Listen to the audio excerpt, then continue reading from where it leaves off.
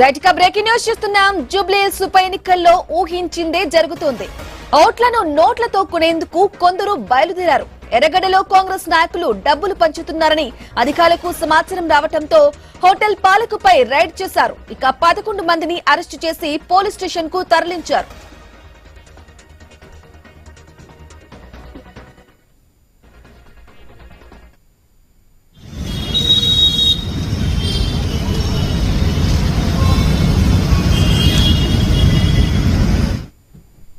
Right గా జూబ్లీహిల్స్ ఉప ఎన్నికల్లో ఊహించిందే జరుగుతోంది. ఓట్లను నోట్లతో కొనేందుకు కొందరు బయలుదేరారు.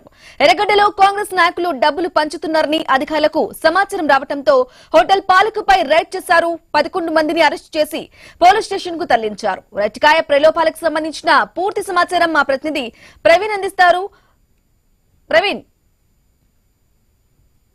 చెప్పండి, డబ్బు దొరికిందా? ప్రవీణ్, పోలీసులు ఏమంటున్నారు?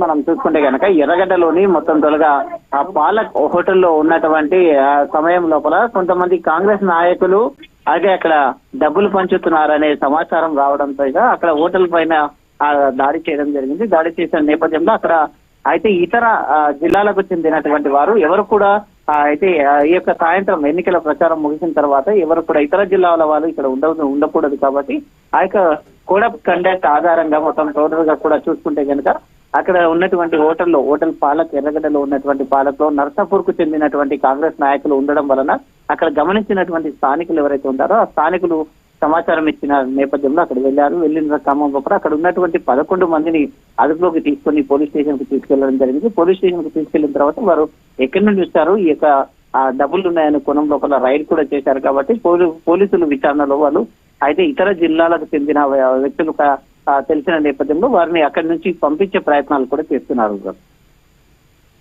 Right Praveen, thank you for the updates.